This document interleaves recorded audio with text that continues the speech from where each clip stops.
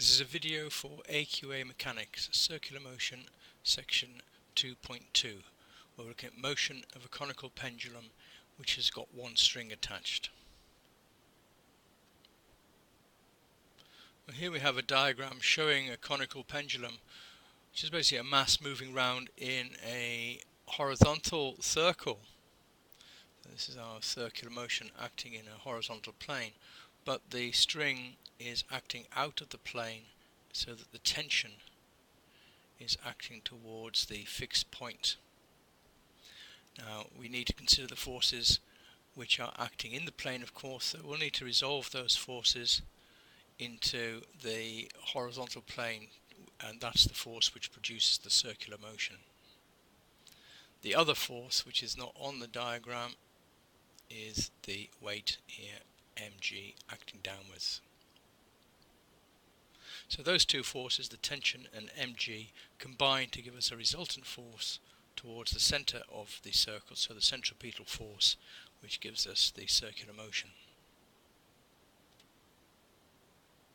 Here's a typical question. We've got a conical pendulum with a string of length 60 centimeters and a particle mass 2 kilograms, and that's describing a horizontal circle with a string at an angle of 30 degrees to the vertical.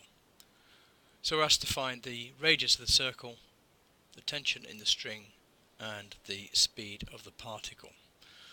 So taking the radius of the circle, first of all, that's a simple bit of geometry there. We've got a 60 centimeter string acting at 30 degrees, so that we can see that the radius of the circle is given by r there, and r will be equal to the 60 multiplied by sine 30 degrees, which gives us 30 centimeters, or to put it into SI units, 0.3 meters.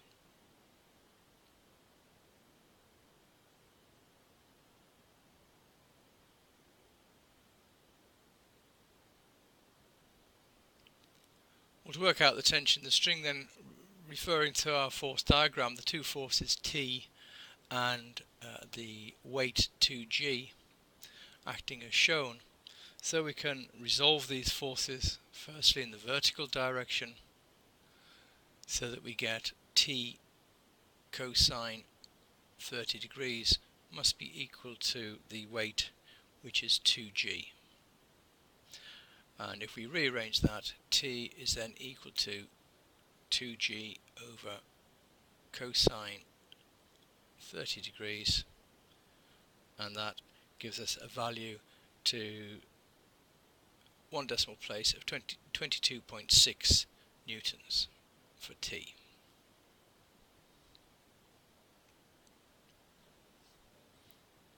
The next part of the question asks us to find the velocity. So to do that, we're going to have to look at the horizontal forces.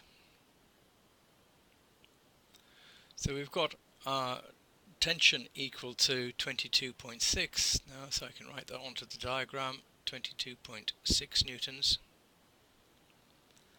And so now looking at the horizontal direction, and we can use the fact that the centripetal force F must be equal to mv squared over r.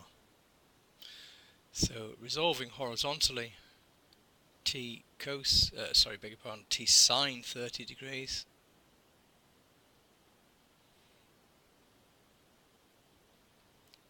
is equal to the mass 2 multiplied by v squared that we're trying to find, divided by the radius 0.3.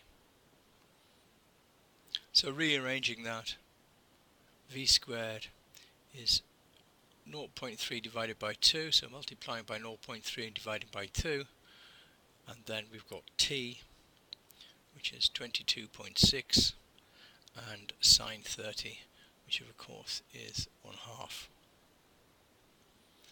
Calculating that and taking the square root, V becomes equal to 1.3, and this is now in SI units because we've converted the radius into meters, so this is 1.3 meters per second.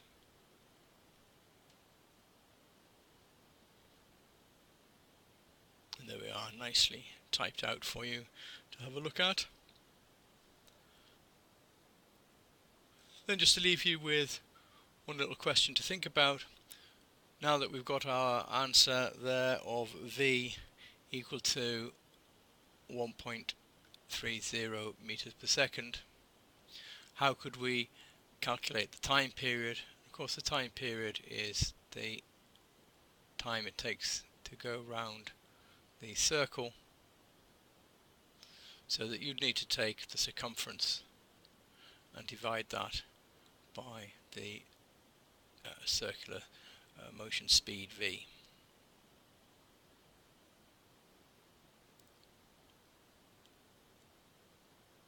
And that concludes this video.